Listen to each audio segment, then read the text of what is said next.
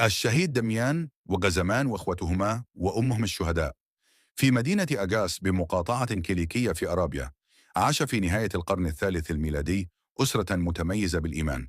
كانت الأم ثاؤذوتي تعرف بمعنى اسمها عطية الله، امرأة تقية رحومة تحب الغرباء، وترملت بعد ولادة أبنائها فربتهم على مخافة الرب ومحبة الفضيلة.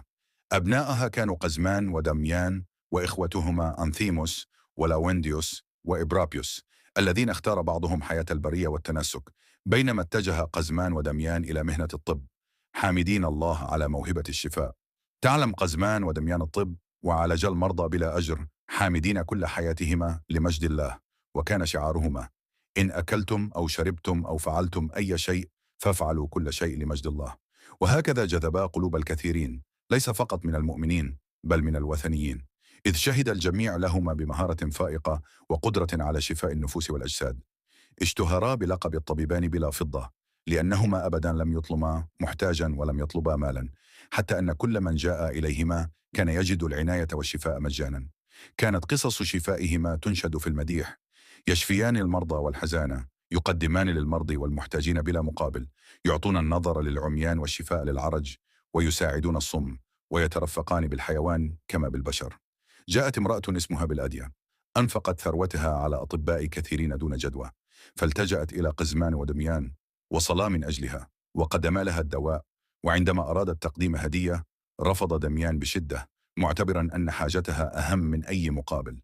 حين ارتدى الإمبراطور دقلديانوس عن الإيمان وبدأ يفرض عبادة الأوثان، استدعي قزمان ودميان أمام الحاكم ليسياس. واجهوه بحكمة، اختارا الطب لخدمة البشر لا للمكسب، والله وهبهما قوة الشفاء. غضب الحاكم وأمر بإحضار الإخوة وأمهما، وحاول إغراءهم بالثروات والسلطان، لكنهم أصروا على إيمانهم، بل وكانوا يتطلعون إلى الآلام والاضطهاد لقاء السيد المسيح.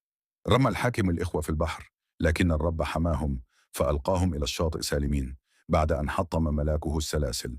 لاحقا أصيب الحاكم بما ألم به من الأرواح الشريرة، فاستدعى القديسين ليشفعا له، وصليا من أجله فشفاه الله.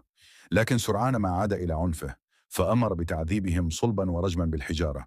وكانت الحجارة والسهام ترتد على من كانوا يعذبونهم، فتجنبوا الأذى. ثم ألقيوا في أتون النار ل3 أيام و3 ليال، وأودعوا على أسرة من الحديد المحمى. ومع ذلك أقامهم الرب أحياء بلا فساد. أما الأم ثأودوتي فقد صلبت بوحشية على يد الملك بعد أن نهرتها على عبادته للأوثان، ونالت إكليل الحياة. وظل جسدها بلا دفن حتى تدخل القديس دميان طالبا من أحدهم دفنها، فقام رجل شهم ودفنها. وفي النهاية أمر الملك بقطع رؤوس قزمان ودميان وإخوتهما، فنالوا جميعا إكليل الشهادة في ملكوت السماوات. بعد انقضاء الاضطهاد بنيت لهم كنائس عديدة، وظهر الرب فيها بالعجائب والآيات، لتظل ذكراهم نورا وهداية لنا جميعا. تعيد لهم الكنيسة الغربية في 27 من سبتمبر والخميس الرابع من الصوم الكبير، وتعيد لهم الكنيسة القبطية في 22 من هاتور وال21 من باؤونة من كل عام. صلواتهم تكون معنا جميعا، آمين. إذا عجبتك القصة تابعنا، سيب تعليق وشارك الفيديو، خليه ينور قلوب تانية. مون جيسو.